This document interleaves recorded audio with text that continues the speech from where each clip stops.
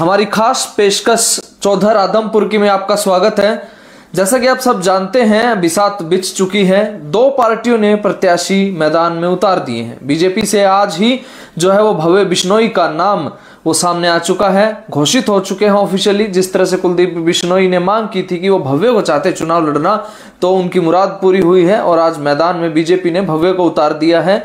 और आम आदमी पार्टी से सत्येंद्र सिंह पहले ही मैदान में आ चुके हैं। अब बारी है कांग्रेस और इनेलो की। देखते हैं क्या होने वाला है। आज की हमारी इस खास चर्चा में खास तौर पे हमारे साथ जो हमेशा मौजूद रहते हैं खरी खरी न्यूज से कुलदीप शुरान जी, सर बहुत बहुत स्वागत है। शुक्रिया सर। आज जो है वो चुनाव मैदान में दो प्रत्याशी सीधे तौर पे आ चुके हैं। दो बड़ी पार्टियां, आम आदमी भी कम नहीं है, आज उसने भी अपना प्रत्याशी जो है सत्येंद्र सिंह मैदान में उतार दिया है। बीजेपी ने भव्य बिश्नोई, कांग्रेस और इनेलो ये अभी इंतजार में है। तो क्या लगता है आपको, भव्य बिश्नोई जो है किस तरह से कमाल करने वाले हैं या सत्येंद्र सिंह जो है वो किस तरह से हमला करेंगे, क्या लगता है आपको? देखिए भव्य बिश्नोई का जो सिलेक्शन है किसी भी मायने में कमजोर नहीं कहा जा सकता, क्योंकि भव्य बिश्नोई चौधरी भजनलाल के राजनीतिक उत्तराधिकारी हैं और कुलदीप बिश्नोई के बेटे हैं। तो आदमपुर के अंदर जो पूरा वोट बैंक है, जो सियासी संघर्ष है पिछले 54 साल से भजनलाल समर्थक और भजनलाल विरोधी के तौर पर ही सामने आया है। तो ऐसे में भव्य बिश्नोई को टिकट देना किसी मायने में कमज़ोर नहीं है। और जो जीत के आंकड़े हैं, जो पिछला इतिहास है, आदमपुर की जो नब्ज है वो ये बताती है कि भव्य बिश्नोई इस बार भी अपने परिवार की परंपरा को कायम रखेंगे और जीत के प्रबल दावेदार होंगे। यानी कि भजनलाल की तीसरी पीढ़ी अब मैदान में आ चुकी है। लेकिन लोकसभा चुनाव वो आ रहे थे, वो चीज़ आपको याद है? देखिए, लोकसभा चुनाव और उपचुनाव में जमीन आसमान का फर्क है। लोकसभा चुनाव में 2019 में बड़े बड़े महारथी लमलेट हो गए थे, चाहे वो भूपेंद्र हुड्डा थे, चाहे वो दीपेंद्र हुड्डा थे, चाहे दुष्यंत चौटाला थे, चाहे भव्य बिश्नोई उन्हें बच्चा था। उनके तुलना में जो बड़े बड़े, चाहे वो तो आज भी उन्हें बच्चा ही कहा जा रहा है। देखिए, आज जो सियासी विरोधी हैं उनको कहने के लिए कुछ बातें चाहिए। युवा है और मैं मानता हूँ युवाओं की भागीदारी जब बिजनेस में है, जब नौकरियों में है, तो पॉलिटिक्स में क्यों ना हो। तो भव्य बिश्नोई का आना एक मैं मानता हूँ एक पॉजिटिव साइन है। अब सिर्फ डिपेंड इस बात का करता है कि वो अपने दादा के पैरोमीटर पर चलते हुए उनकी तरह कितने बेहतरीन नेता साबित होंगे, कितना जनता की उम्मीदों पर खरा उतर पाएंगे और क्या वो जन नेता बन पाएंगे। तो क्या लगता है आपको, आम आदमी पार्टी भी पहले ही मैदान में आ चुकी है। जैसे ही भव्य बिश्नोई का नाम जो है उजागर हुआ, उसी तरह से वीडियो वायरल होने लगे हैं। जो भड़ास बीजेपी के प्रति भव्य बिश्नोई ने पहले निकाली होगी, वो वीडियोस जो है अब वो ट्रोल हो रही हैं। देखिए, उनका है कि पॉलिटिक्स के अंदर जो है मौके का फ़ायदा उठाना आम आदमी पार्टी से बेहतर कोई नहीं जानता। डिजिटल मीडिया का सबसे ज़्यादा बेहतरीन जो उपयोग है वो आम आदमी पार्टी करती है। ये भी कह सकते हैं आम आदमी पार्टी के पास बीजेपी के बाद सबसे बेहतरीन साइबर आर्मी है। और इस साइबर आर्मी के जरिए ही बीजेपी ने पहले दिल्ली में जो कमाल किया था, लेकिन उसका तोड़ निकालते हुए आम आदमी पार्टी ने, केजरीवाल ने पहले दिल्ली पे कब्जा किया, उसके बाद पंजाब पर कब्जा किया और अब हरियाणा में भी उसी रणनीति पर चलते हुए आम आदमी पार्टी आगे बढ़ रही है। तो क्या लगता है आपको, इस चीज में कितना सक्सेस हो सकते हैं? जब आप कह रहे हो दिल्ली का कब्जा कर लिया, पंजाब कर लिया, क्या आदमपुर में भी कर पाएंगे? देखिए, ये कहना भी बहुत दूर की बात है कि इस चुनाव के अंदर आदमपुर पे आम आदमी पार्टी उपचुनाव में कब्जा कर लेगी। लेकिन मैं ये मानता हूँ कि आम आदमी पार्टी की मौजूदगी आदमपुर में एक असरदार फैक्टर रहेगी और आम आदमी पार्टी को मिलने वाले वोट ही वो डिसाइड करेंगे नंबर 2 पे कौन सी पार्टी रहेगी। मैं मानता हूँ कि कांग्रेस का जो टिकट का जो मामला जो पेच फंसा हुआ है, उसका फ़ायदा कहीं ना कहीं आम आदमी पार्टी को हो सकता है, क्योंकि आम आदमी पार्टी की टिकट लोकल सत्येंद्र सिंह को मिली है और कांग्रेस की टिकट को लेकर जो दावेदार थे, पहले दावेदार थे प्रोफेसर संपत सिंह, वो चुनाव लड़ने से मना कर चुके हैं। दूसरे दावेदार उनके बेटे थे गौरव संपत सिंह, वो मना कर चुके हैं। ऐसे में जो तीसरे दावेदार हैं वो हैं पूर्व मंत्री जयप्रकाश, और जयप्रकाश आदमपुर से 125 किलोमीटर दूर के नेता हैं। तो उनका जो बाहरी अगर लोकल का अगर मामला कहीं छिड़ गया आदमपुर के चुनाव में, लेकिन जेपी का नाम बड़ा गरमाई से आदमपुर में लिया जा रहा है। कनेक्शन क्या है जेपी का आदमपुर के साथ? वो कनेक्शन सिर्फ इतना है कि जो 2009 का जो चुनाव हुआ था उसमें कुलदीप बिश्नोई के सामने जयप्रकाश ने चुनाव लड़ा था और उसमें वो 6000 वोटों से चुनाव हार गए थे। सिर्फ 6000? सिर्फ 6000। मार्जिन देखिए बहुत मायने रखता ही है। नहीं, मायने मार्जिन नहीं रखता, मायने सत्ता रखती है। उस समय भूपेंद्र हुड्डा की सत्ता थी, पूरी सरकार वहाँ पर थी, पूरे संसाधन वहाँ पर थे, और कुलदीप बिश्नोई के हरियाणा जनहित कांग्रेस को एक छोटी सी पार्टी को घेरने के लिए पूरी ताकत लगाई गई थी। उन हालात में आप देखिए कि वो 6000 का मार्जिन था, लेकिन वो मार्जिन अब जाके जो है 2019 के अंदर जो है 30,000 का हो गया। तो कहीं ना कहीं वो सबसे बुरा दौर था कुलदीप बिश्नोई का, बजनाल परिवार का, उससे वो निकल चुके हैं। और अब बीजेपी के प्लेटफॉर्म पर आकर जब भव्य बिश्नोई चुनाव लड़ेंगे तो निश्चित तौर के ऊपर जो है वो आंकड़ा जो 30,000 का 2019 का था, अब देखने की बात है कि वो आंकड़ा है, वो प्लेटफॉर्म है, जो अंतर है उसको भव्य बिश्नोई कितना क्रॉस करते हैं या नहीं करते हैं, वो तय करेगा कांग्रेस कैंडिडेट के ऊपर। जो है जो तीखे आरोप हैं कि केसों की सेटलमेंट के लिए या और भी बहुत सारी चीजें हैं, क्या वो सही हैं? देखिए अरुण, क्या होता है कि पॉलिटिक्स में आप कोई भी फैसला लेते हैं तो उसके पीछे कोई ना कोई वजह होती है करके जो है। तो मैं इस चीज़ को, हमारे पास कोई सबूत तो नहीं है कि भी केसों के कारण से जो है बीजेपी में आए हैं, लेकिन मुझे ये लगता है कि पॉलिटिकली कारण ज़्यादा हैं। जिस तरह से कांग्रेस के अंदर जो है कुलदीप बिश्नोई को एक हाशिए पर डाल दिया गया था और अध्यक्ष पद की पर्ची राहुल गांधी ने वो थमा के गए थे और प्रियंका गांधी ने दूसरे हाथ में पकड़वा दी, तो उनको ये लगा कि कांग्रेस के अंदर मेरा या मेरे परिवार का कोई भविष्य नहीं है। इसलिए कुलदीप बिश्नोई को लगा कि अगर मैंने कांग्रेस को नहीं छोड़ा तो मेरे लिए और मेरे बेटे के लिए सियासी मुश्किलें खड़ी होंगी, क्योंकि भूपेंद्र हुड्डा को फ्री हैंड मिलने के बाद अब ये था कि 2024 के चुनाव में कुलदीप बिश्नोई के साथ क्या होगा। उनको लगा कि जब राहुल गांधी उनसे 1 महीने तक मुलाकात करने के लिए टाइम नहीं दे रहे उनको, जब वो, तो निश्चित तौर पर भविष्य की पॉलिटिक्स में कांग्रेस में कैसे फिट होंगे। इसलिए इन मुश्किल हालात में कुलदीप बिश्नोई को लगा कि बेटे को मैं लॉन्च कैसे करूँ। लोकसभा चुनाव हार चुके थे, उन कंडीशन में कुलदीप बिश्नोई को बीजेपी का ऑफर आया। उस ऑफर में उनको ये लगा कि हाँ, सत्ता के अंदर हिस्सेदारी दिलाकर जो है कहीं ना कहीं मैं अपने बेटे को क्लब 90 में शामिल करा सकता हूँ। अच्छा, एक बहुत बड़ा लंबा चौड़ा इतिहास है भजनलाल फैमिली का कि वो आज तक हारे नहीं वहां से। क्या लगता है आपको, क्या कारण है, क्या जुड़ाव है लोगों का उनके साथ? सबसे बड़ा कारण क्या है कि देखिए भजनलाल ने जो काम करवाए थे आदमपुर के अंदर, चाहे वो विकास का काम था चाहे रोजगार का काम था, जो 54 साल में से 30 साल तो वो फैक्टर काम करता रहा। जो 3 बार सीएम बने, जब सीएम थे तो हर चीज़ वहाँ पर मिलती थी, मन चाह रोजगार मिलता था, मन चाह विकास कार्य मिलता था और चौधर थी, तीनों चीज़ थी करके जो है। अब उनके जाने के बाद भी 2009 के चुनाव में, 2014 के चुनाव में उनकी विरासत को लेकर लोगों में, आदमपुर के लोगों में ये था कि भाई भजनलाल होंगे तो हमारा भविष्य सुरक्षित है। इसलिए 3 चुनाव जो है 9 का, 14 का, 19 का, उनकी विरासत में कुलदीप बिश्नोई सक्सेसफुली उसको ले गए। अब तीसरी पीढ़ी आ गई है, तीसरी पीढ़ी उस लेगेसी को जो है कितना लेकर जाती है ये देखने की बात होगी, क्योंकि अब बदले हालात में अब पहली बार बीजेपी के झंडे के नीचे आना मजबूरी हो सकती है कुलदीप बिश्नोई परिवार की। लेकिन मैं मानता हूं कि ये समझदारी भरा फैसला है कि कांग्रेस में दम घुटकर मरने से बेहतर है कि आप सत्ता में शामिल होकर हिस्सेदारी लेकर आदमपुर के लिए कुछ कार्य करवाइए ताकि आपके परिवार की पॉलिटिक्स जिंदा रहे। कांग्रेस ने जो है वो किसानों की आवाज़ बनने का काम किया था। बड़ौदा में आपने देखा हालात थे, क्या वहाँ ऐसा कोई हालात नहीं बनेंगे? देखिए, किसान आंदोलन एक बीते ज़माने का दौर हो चुका है। आदमपुर के अंदर ऐसा कोई फैक्टर नहीं है, कोई माहौल नहीं है, कोई आंदोलन नहीं है जिसके चलते किसान उनसे नाराज़ हों। वहाँ के बड़ौदा के हालात में और आदमपुर के हालात में ज़मीन आसमान का फ़र्क है। वहाँ पर भूपेंद्र हुड्डा किसानों के साथ जुड़ाव में थे, उनके वोट बैंक के नेता थे। आदमपुर के अंदर ये मैं सही मानता हूँ कि भाई एक वर्ग है, एक मोटा वोट बैंक है जो बजनाल परिवार के खिलाफ रहता है जो वो, लेकिन वो इतना डिसाइडिंग नहीं है कि बड़ा उलटफेर कर सके। तो उन कंडीशन में फिर दूसरी बात यह है कि बजनाल परिवार के विरोधी वोट हैं वो 4 जगह बटेंगे। वो कांग्रेस के पास भी बटेंगे, वो आम आदमी पार्टी के पास भी बटेंगे, वो जो है लोकदल के अंदर भी बटेंगे, और चौथा प्रत्याशी जो सोनाली फोगाट की बहन कह रही है, तो 4 जगह बटेंगे। जब 4 जगह वोट बटेंगे तो निश्चित तौर पर उसका फायदा भव्य बिश्नोई को होगा। तो भव्य बिश्नोई की पोटली ठीक रखी है, मतलब है? मैं तो उसको सुरक्षित मानता हूँ। मैं तो 4 जगह आपने एक हिस्सा बांट दिया, हाँ। एक पोटली आपने एक पूरी बंद रख दी, तो बंद उनकी काम आ जाएगी। देखिए उन्होंने सिंपल सी बात है कि मैं मानता हूँ कि आदमपुर के अंदर सबसे टफ इलेक्शन था 2009 का। उस इलेक्शन में कुलदीप बिश्नोई 6000 वोटों से जीते थे जब वो। मैं मानता हूं कि आदमपुर के अंदर जो है भजनलाल परिवार 55 से 60% वोट बैंक का जो है हकदार रहा है। 2005 के अंदर एक ऐसी आंधी थी भजनलाल की, उसमें लगभग 72,000 वोटों से चुनाव जीते थे।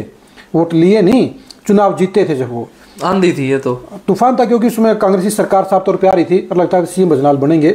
उस दौर को छोड़कर लगातार जो है 55 और 45 में बंटवारा रहा है। जब वो 2009 में जब मैक्सिमम वोट जो है जयप्रकाश के पास आ गए तो 6000 का अंतर रह गया, और जब 2019 के चुनाव में 4 जगह बट गए तो हार जीत का अंतर 30,000 का हो गया। तो इस बार भी अगर 4 जगह अगर बजनाल परिवार के जो विरोधी वोट बटेंगे तो उसका पूरा फायदा भव्य बिश्नोई को होगा। तो कुल मिला के ये कि भव्य बिश्नोई जो है बड़ा अभी प्लस में है। देखिए, बजनाल परिवार का आप जो है इतिहास, उनके चुनाव जीतने के आंकड़े, बीजेपी का वोट बैंक, जेजेपी का जो भी बंद मुट्ठी है उसका सहयोग, रणजीत सिंह चौटाला का सहयोग, चारों जो फैक्टर मिलकर ये आज के टाइम में बता रहे हैं कि भी भव्य बिश्नोई का जीत का दावा सबसे मजबूत है। अब देखने की बात यह है कि उनके नज़दीक कांग्रेस जाएगी या आम आदमी पार्टी जाएगी। दोनों पार्टियों बराबर के चांस हैं। आम आदमी पार्टी को फायदा ये है कि उनके पास लोकल कैंडिडेट है, और कांग्रेस के पास बेनिफिट है कि उनके पास वो बड़ी पार्टी है। लेकिन चुनाव तो जब कांग्रेस का कैंडिडेट आ जाएगा उसके बाद ही चुनाव की असली तस्वीर खुलेगी। अच्छा, कुलदीप बिश्नोई अगर चुनाव लड़ते या वो चुनाव नहीं लड़ रहे हैं तो इस चीज को आप किस तरह से देखते हैं? क्या कुलदीप बिश्नोई आने से मार्जिन बढ़ता नहीं, या फिर ये एक लॉन्च का जो समय है भव्य का वो बिल्कुल सटीक है, बिल्कुल सही है? देखिए, मैं तो मानता हूँ, देखो भव्य बिश्नोई और कुलदीप बिश्नोई में 19 और 21 का फर्क है। देखो, कुलदीप बिश्नोई का वजन ज़्यादा है, 4-5 बार के MLA हैं, MP भी रहे हैं, वो एक बड़ा नाम है, तो वो चुनाव लड़ते हैं, निश्चित तौर पर मार्जिन बढ़ता। लेकिन भव्य बिश्नोई भी किसी मायने में कमज़ोर नहीं है, थोड़ा सा मार्जिन कम रहेगा, लेकिन वो मार्जिन ऐसा इतना कम नहीं होगा कि जीत को लेकर कोई सवालिया निशान होकर के जो है। तो पूरा जो कैलकुलेशन है वो भव्य बिश्नोई के पक्ष में है, क्योंकि जो भाजपा ने भी जो कुछ सोच समझ के पूरा सर्वे करके इनको टिकट दी है। लगभग 3 महीने से प्रोसेस चल रहा था कुलदीप बिश्नोई परिवार का भाजपा में शामिल होने का।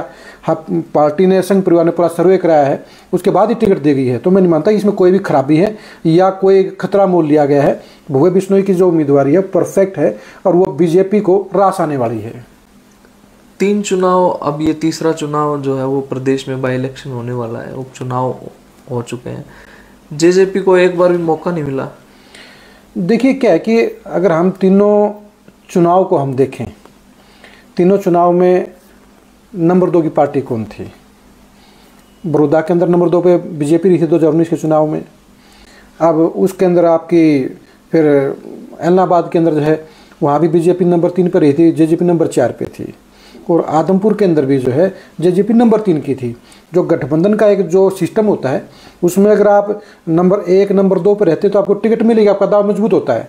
अगर आप नंबर 3 के पार्टी हैं, आपको 8-10 वोट 12,000 वोट मिले हों तो आप टिकट का दावा नहीं कर सकते। तो उन कंडीशन के अंदर मैं इसमें कुछ गलत नहीं मानता।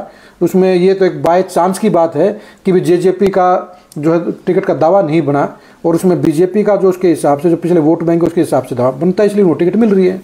तो मतलब कोई इस तरह की म्यूचुअल अंडरस्टैंडिंग नहीं होती, भाई ठीक है सिंबल उसका हो जाए, उम्मीदवार उसका हो जाए, इस तरह की कुछ अंडरस्टैंडिंग? क्योंकि बड़ौदा में भी है सुखबुगाहट थी, भूपेंद्र मलिक को जो है वो उतार दिया जाए मैदान में, वो कैंडिडेट जेजेपी के हो जाएंगे, निशान बीजेपी का हो जाएगा। क्या मतलब ऐसा लग रहा है कि जेजेपी को बिल्कुल एकदम से आपसे जरूरत नहीं है पूछने की, आप बैठे रहो? ऐसी बात नहीं। देखो, क्या होता है कि पहली बात तो ये गठबंधन जो है चुनाव का गठबंधन नहीं है, दोनों पार्टियों में सत्ता का गठबंधन है। सरकार का गठबंधन अलग चीज़ होती है और पॉलिटिकली जो है गठबंधन अलग चीज़ होती है। जब उनको शूट करता है तो नगर परिषद के चुनाव में दोनों पार्टियों ने गठबंधन किया, उसमें कामयाबी भी मिली। अब आदमपुर को लेकर जो है बीजेपी को देखो जितनी बड़ी डील की बिश्नोई परिवार के साथ में बजनाल परिवार को शामिल कराया गया है, तो ये तो हो नहीं सकता कि उनको शामिल भी कराएं टिकट भी ना दें। इस मामले में ना तो जेजेपी का देखी हुई है, जो पुराने चुनाव का जो रिकॉर्ड था उसके हिसाब से बीजेपी का दावा बनता था और बीजेपी ने उस दावे का इस्तेमाल किया है। बीजेपी कहती कि हम परिवारवाद को बढ़ावा नहीं देते, अब उन्होंने खुद जो है वो भव्य को टिकट देके साबित करते हैं भाई एक परिवार की लेगेसी को आप आगे बढ़ा रहे हो। नहीं, देखिए 2 चीज़ें हैं। मैं ही मानता हूँ कि चीज़ होते हैं मेरिट के बेस पे, और जब डॉक्टर का बेटा डॉक्टर बन सकता है, वकील का बेटा वकील बन सकता है, तो नेता का बेटा नेता क्यों ना बने, लेकिन उसके अंदर काबिलियत होनी चाहिए। और आज की डेट में अगर आदमपुर में देखूं एज ए मेरिट बेस पे भी जो हो, तो बीजेपी के टिकट का दावा जो है बजनाल परिवार का ही बनता है, चाहे वो कुलदीप बिश्नोई होते हैं चाहे वो भव्य बिश्नोई हैं। तो उसमें गलत कुछ नहीं है। इसमें परिवारवाद तब होता है कि आप जो है नाकाबिल लोगों को आप आगे बढ़ाते हैं और एक परिवार को 2-2 3-3 टिकटें देते हैं। अगर परिवार का एक मेंबर टिकट लेता है, चुनाव लड़ता है, तो परिवारवाद नहीं है। जब जनता उस परिवार को स्वीकार कर रही है, उनको नेता मान रही है, उनको वोट दे रही है, तो आप कैसे रिजेक्ट कर सकते हो उस चीज़ को? दूसरा मुद्दा, आदमपुर में विकास नहीं हुआ। देखिए, आदमपुर में विकास को लेकर तो हम ये कह सकते हैं कि विकास तो भजनलाल के समय का विकास अब तक चल रहा है, और तो जो है काफी समय बीत गया सर। बीत गया, लेकिन बीजेपी सरकार में 8 साल में मैंने खुद जाके देखा है, पड़ोस में ही जो है पूरा इलाका है, ऐसी बात नहीं विकास नहीं हुआ है। वहाँ की सड़कों में मैंने देखा है कि गांव के अंदर जो है 10-10 करोड़ रुपए खर्च हुए हैं, जो सारा जो हो वहाँ पानी का, डिस्ट्रीब्यूशन का, बिजली का और गलियों का आपको चकाचक सारी चीज़ें मिलेंगी करके जो हो। ये कहने की बात है विकास करे नहीं हुआ। जब आंकड़े पीछे विधानसभा में उठे थे तो उसके हिसाब से जो कमियां थी वो कुलदीप बिश्नोई ने डिमांड भी की थी, और जो आज भूपे बिश्नोई ने बताया कि लगभग 550 करोड़ रुपए के विकास कार्य 3 महीनों में मंजूर हो चुके हैं। तो देखो सिंपल सी बात है, अगर आप सरकार के विधायक हैं तो आपके इलाके में विकास कार्य ज़्यादा होता है, आप सरकार के मंत्री हैं तो उससे थोड़ा ज़्यादा होता है, अगर आप जो है सरकार के सीएम हैं तो उसमें फिर बेशुमार विकास कार्य होता है। तो 26 साल से आदमपुर विपक्ष का विधायक देता आया था, तो उसका खमियाजा उन्हें भुगता है, और मुझे लगता है कि अब सत्ता में भागीदारी के बाद शायद आदमपुर के विकास के मामलों की अनदेखी का जो दर्द है वो दूर होगा, और भव्य बिश्नोई के तौर पर उन्हें एक ऐसा एमएलए बनेगा जिसकी सरकार में हिस्सेदारी होगी, और शायद विकास कार्यों को लेकर जो शिकायत है आदमपुर के लोगों की वो दूर हो पाएगी। चलिए, ये तो भविष्य के गर्भ में है कि आदमपुर अब वो किसके सिर पे ताज रखता है, नहीं होता है जो आदमपुर की चौधर है वो चौधर की पगड़ी किसके। सर, ये चुनाव है, देखिए अभी प्रचार प्रसार चलेगा, किस तरह से चाल चलती है। वो कहते हैं कि अभी काफिला शुरू हुआ है, जरा देखने तो दे। नहीं, उनके देखिए आज हम जितवा नहीं सकते। देखो, जो पूत के पांव पालने में नजर आते हैं, जब 54 साल से, देखो 2 चीजें होती हैं।